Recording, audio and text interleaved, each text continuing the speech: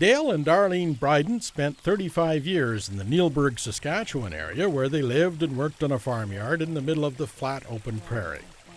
About 10 years ago, they retired to this acreage near Buena Vista, northwest of Regina, an area where the landscape is anything but flat. Darlene says their yard beautification efforts are meant to work as closely as possible with nature, including the hillside trees in their backyard. These trees have grown tremendously. Like, they've grown, I bet you, 10 or 15 feet since we've been here. And they're ash. They're just native ash trees. The Brydens didn't really have a detailed yard beautification plan when they first moved here, but Dale says one thing they were sure of is that they wanted to have a pond. Darlene always liked the pond for birds because on our farm we had a couple of ponds, and primarily to get the birds around. Because when we first came here, that was one of the major complaints. There were virtually no birds. He dug the pond about 3 feet deep. He then proceeded to design the waterfall into the hill in their backyard by creating a series of steps. And we got a rubber liner and lined everything with the rubber liner all the way up the hill. And then I searched for flat rocks to sit on the steps, and so the water would come down and try and get it to run all over the pond. And I hunted for flat rocks around the edge, and they were getting pretty scarce, so it was hard to find. I used round rocks up the side for the most part. A small garden pump recirculates the water through an underground pipe running the full length of the waterfall. Dale and Darlene find they can usually keep the water clear by working with nature. Once in a while she uses a product to kill the algae, but if you've got enough plants in your pond, they pretty well neutralize everything. So I don't think anything was put in the pond this year. It's just natural, so the algae is minimal. Digging into the hill made it easier for Dale to create the waterfall, but now they see that the plants in this area don't get as much sunlight as they'd like. Otherwise we might have been away out, out here and had more sun.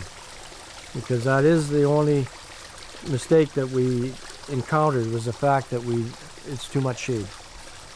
Her water plants don't do as well as they should. The Brydens told us that very little beautification work had been done on their yard before they moved here, which left them with a wide open range of possibilities. We started right over here around this big tree, and there was some bricks that were used down below, and we just made a flower bed around that tree with those bricks. And we intended to do the whole yard with that type of brick, but the cost was just prohibitive. So we decided, well, we'll try rocks.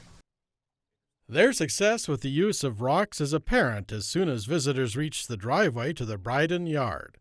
Dale made a mortar mix and built a stone retaining wall along the driveway, and then Darlene put in a series of colorful flower beds next to the wall.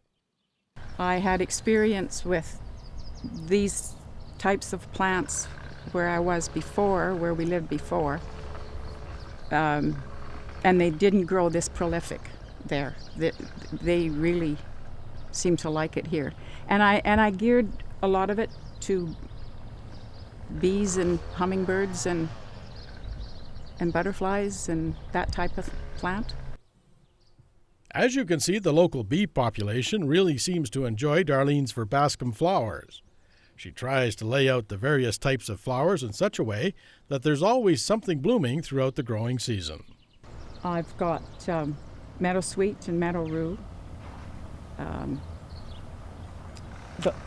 lots of rudbeckia, the different types of daisies, the rudbeckia, liatris. Everything except the petunias are perennial, and I start all my own seed. I bought a few perennials out here that I didn't have, but most of it I started. Not only do the Brydens have the stone wall and colorful flowers lining their driveway, beyond the flowers they can enjoy the picturesque view overlooking Last Mountain Lake. Nice to look at in the evenings sometimes, or very early mornings, because Buena Vista doesn't have street lights, which a lot of us don't want. But the lights from across the lake, Kanata Valley, Saskatchewan Beach, reflect onto the water, so it's really quite scenic when the lake is like it is today.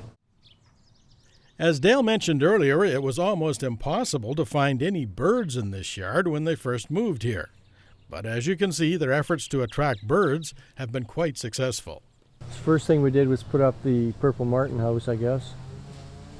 And then we had some tree swallows around, and we had to keep building tree swallow houses because they needed more and more, and so we got quite a few.